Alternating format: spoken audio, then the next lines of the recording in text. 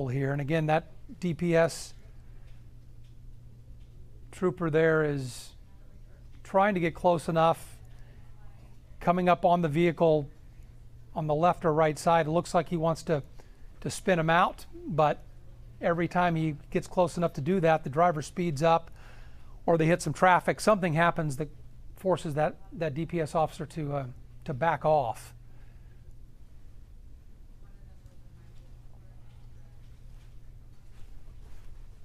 They just passed the Braeswood exit and the signal cut out here a little bit, but we're back. And now he's moving on the shoulder to get around that traffic. And you see the police vehicles here he's passing.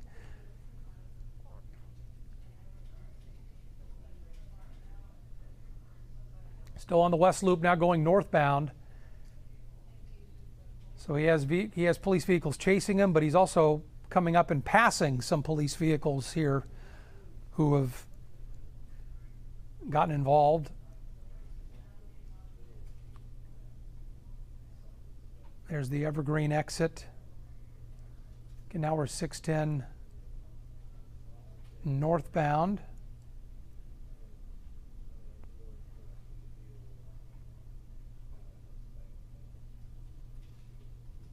And he's moving now. I don't want to guess how fast he's going, but it's hard to tell if all the other traffic's slowing down or if he's speeding up or both.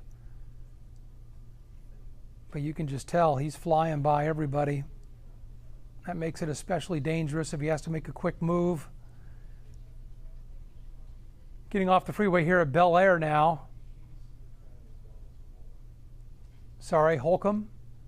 And here's some traffic at the light. Oh, he's going under. Is he going to come back around? Yes, making a U-turn here underneath 610. Now this would be heading back south. Am I right? Southbound West Loop. He's back on. We've seen him do this at least 3 times now. Get off the freeway, U-turn, and get right back on. So he's staying in the same general part of town here.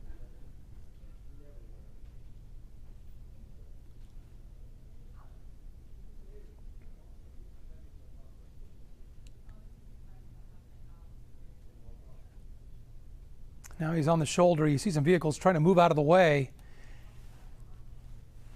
It's got to be tough. You're driving down the freeway, you see this coming. Maybe you can assume what's going on, but to get out of the way, something that's coming at you that quickly is not always an easy thing to do.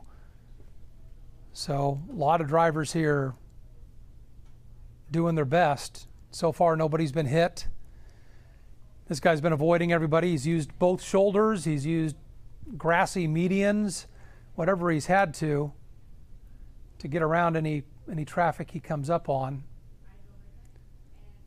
This would be much more dangerous and serious on a normal Houston afternoon, but with a lot of people not on the roads, again, there's a lot of open freeway you wouldn't normally see in Houston. Okay, he's thinking about a pit maneuver again, it looks like, but again, we're coming up on traffic, and every time that DPS trooper gets up on him, this guy speeds up like he knows what's about to happen, and that, of course, makes the pit maneuver that much more dangerous at a higher rate of speed. But they want to get this guy stopped if they can.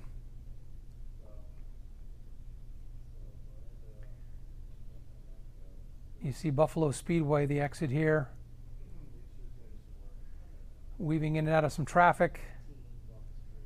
That's not where you want to spin anybody out. Again, this guy's wanted for aggravated assault. This started about 45 minutes ago. Remind me again where the chase started. It was 288 in Maine.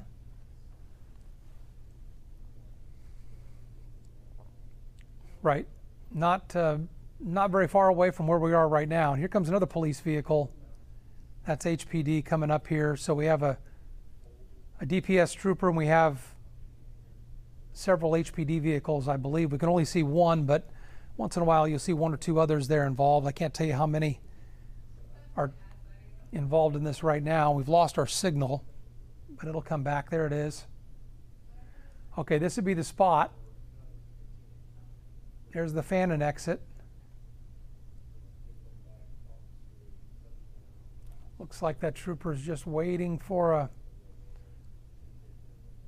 place with open freeway and some place that's not too crowded.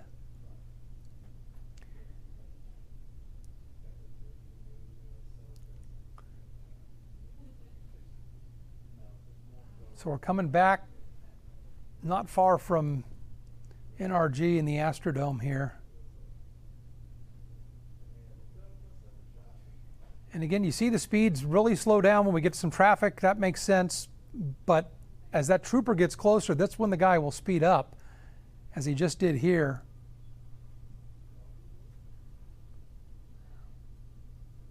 They're going to go back under 288 here. And when he gets some open road, the spot where you might want to try to spin him out, that's when the driver speeds up and the trooper backs off a little bit. They have certain procedures and rules they try to follow here when they are pit maneuvering somebody. They're trained specifically for this, how to do it properly. We've seen good ones and bad ones over the years. But when done the right way, looks like we're getting onto 288. Going south. You see traffic here moving pretty slowly, probably realizing what's coming up behind them, but leaving the left lane open as they get past some construction here. You see all the construction barrels. He's been weaving in and out of those when he needs to. At one point was on a part of the freeway that was not open to regular traffic. And now we're getting into some heavier traffic here. It's only 2 lanes, and it will not be easy to get around these people. But there he goes, off to the right now, as it opens back up to 4 lanes.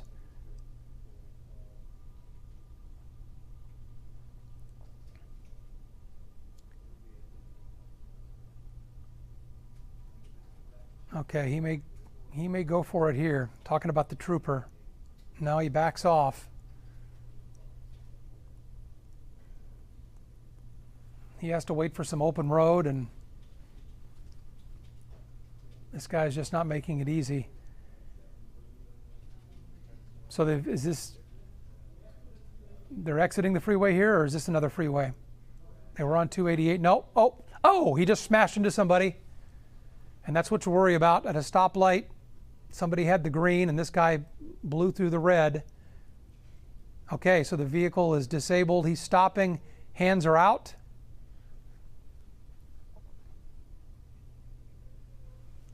All right, officers are out with guns drawn. First thing this guy did when he stopped, put both hands out the window. And you've got multiple officers here.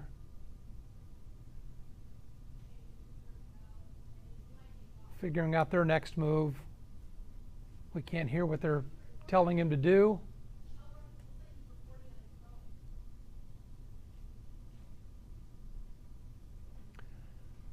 Can we get a location on where this is? Where did he get off? Reed Road off of 288. Reed Road off of 288. You see the police K9 there ready to go. That's your upper right screen there behind that tree. You see several officers from different agencies, HPD and DPS, we know are involved in this, maybe others. This was a guy wanted for aggravated assault. And about 50 minutes ago, this started at 288 in Maine and has been doing a giant circle ever since on 288 and 610 and through some neighborhoods as well. You got somebody standing out there by the Exxon sign and an officer is moving along.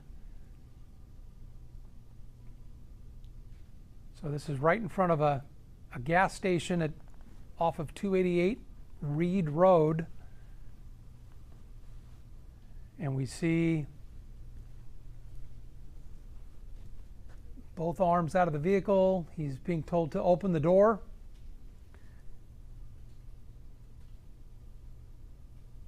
And these officers will be extremely safe at this point with a guy who's been running now for almost an hour at high rates of speed on several different freeways. They're not going to take any chances at this point.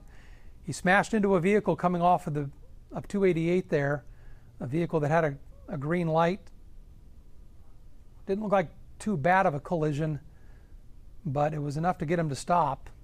I don't know if he just gave up or his vehicle has given up on him here, but he decided to stop right after that collision. And here he is. And everybody wants to take this nice and slow at this point. They don't know if somebody else is in that vehicle. They don't know if this guy's armed. They don't know probably much about him at all other than what he's wanted for, which is aggravated assault, and who he is. But why was he running? And what does he have in that vehicle that could cause harm to those officers? Maybe nothing, but they're not going to take any chances here. And you see that canine ready to go. So he's now standing up out of the vehicle with his hands up. Now hands on the roof of the vehicle. Yeah, usually they want you to get down on the ground. Let's see if they make him do that, or maybe they'll make him walk back toward them.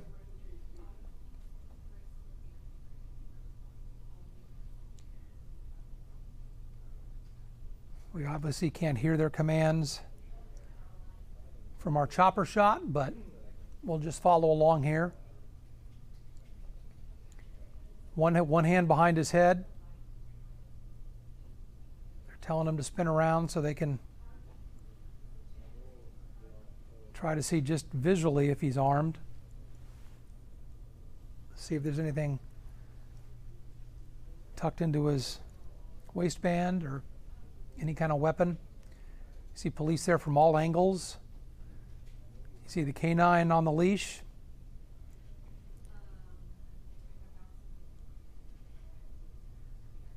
This guy looks like he's given up at this point, though. After almost an hour on Houston freeways at high rates of speed, finally crashing into somebody. And he's backing up toward them, following their commands. And now the officers move in, put him on his knees, now down, and into handcuffs.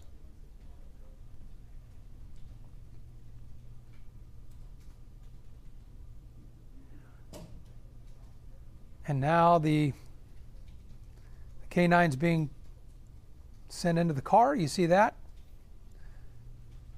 Check for weapons or anything else they need to find.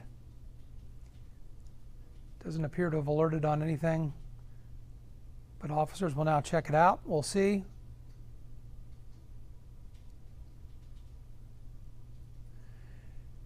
And the suspect will be, before they're talking to him here, looks like he may be put into the DPS vehicle there.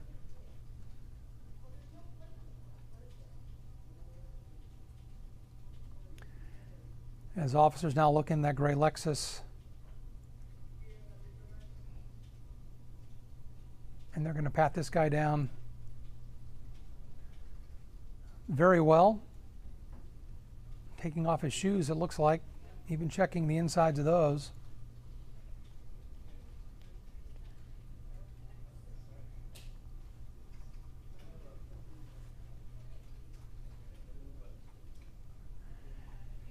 And there you see,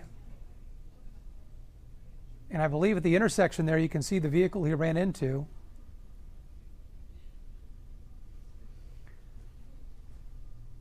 All right, with this wrapped up, we will get as much information as we can here and bring you the latest on the 411 coming up here in a couple of hours. I'm Russ Lewis in the newsroom. Thanks for watching. We'll get you back to regular programming now, and we'll see you soon.